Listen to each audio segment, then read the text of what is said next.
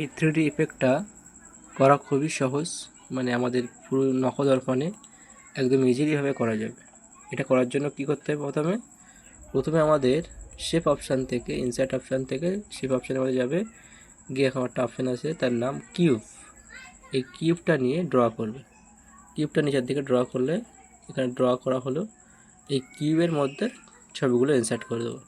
এই ছবিটা কীভাবে কী করতে হবে? ছবিটা করতে গেলে প্রথমে আমাদের এখানে একটা শেপ এঁকে নিতে হবে।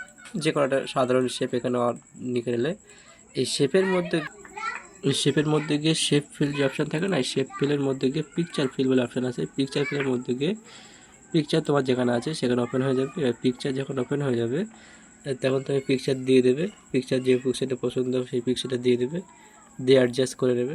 অ্যাডজাস্ট ইনসার্ট অপশানে ক্লিক করে ইনসার্ট হয়ে গেল এই ছবিটা। কিন্তু ছবিটা দেখো অতিরিক্ত ছোটো মতন হয়ে আসে, সেই জন্য ছবিটাকে কী করবো, ক্রপ করে ঠিক সুন্দরভাবে অ্যাডজাস্ট করে নেবো। তার জন্য কী করতে হবে, ছবিটাকে প্রথমে একটু বড়ো করে নিতে হবে। বড় করে নিয়ে এখানে পিকচার ফরম্যাটে গিয়ে, পিকচার ফরম্যাটে ক্রপ অপশান, এই ক্রপ অপশানে গিয়ে এটাকে সুন্দরভাবে ক্রপ করতে হবে। ক্রপ অপশান দেখলে ক্লিক করলে ক্রপ হয়ে গেলে কী করতে হবে, ক্রপ হয়ে গেলে এর একটা পয়েন্ট আছে, এডিট পয়েন্ট বলে একটা অপশান আছে, সবাই জানো তোমরা। এডিট পয়েন্টে গিয়ে এই পয়েন্টগুলোকে পয়েন্ট ধরে ধরে এরকম জায়গায় বসিয়ে দিতে হবে। একদম খুব ইজিলি এবং খুব সহজ একটা প্রসেস। অবশ্যই কম্পিউটারে শিখতে হবে এইসব প্রযুক্তিগুলো, তথ্য প্রযুক্তিগুলো। এইগুলো আমাদের খুবই কাজে আসে। এবার কী করতে হবে, কন্ট্রোল-D ডুপ্লিকেট করতে হবে। আরেকটা ছবি হয়ে গেল। সেম তাকেও আমরা এডিট পয়েন্ট অপশানে ক্লিক করে এই পয়েন্টসে শুধু পয়েন্টগুলো আমরাকে এই কর্নারগুলো অ্যাডজাস্ট করে দেবো। এইভাবে আমরা এই কিন্তু কিউব ফটো স্টাইলটা করতে পারবো। তো আমাদের প্রিয় স্টুডেন্ট, তোমাদেরকে বলা হচ্ছে আমাদের এই প্রিয় কিউব ডিজাইনটা অবশ্যই শিখে নেবে।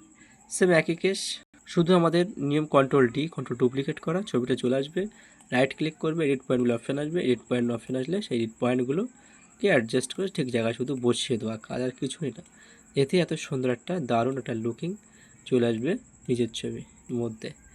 তো আর দেরি না করে এটা এখনই করে ফেলো এবং কম্পিউটারে প্র্যাকটিস করতে থাকো। এটা খুব সুন্দর একটা প্রসেস। চলে দেখে নাও, এই যে এইভাবে আমাদের এই 3D কিউবের স্টাইলটা আমরা করতে পারবো। তো কীভাবে করতে হয় তাহলে সবাই জেনে গেল। তো let's go and next topics. Hello students, তো আমরা আশা করি ভালো বুঝতে পেরেছি। পরে আবার আমরা নেক্সট ভিডিও নিয়ে আসছি।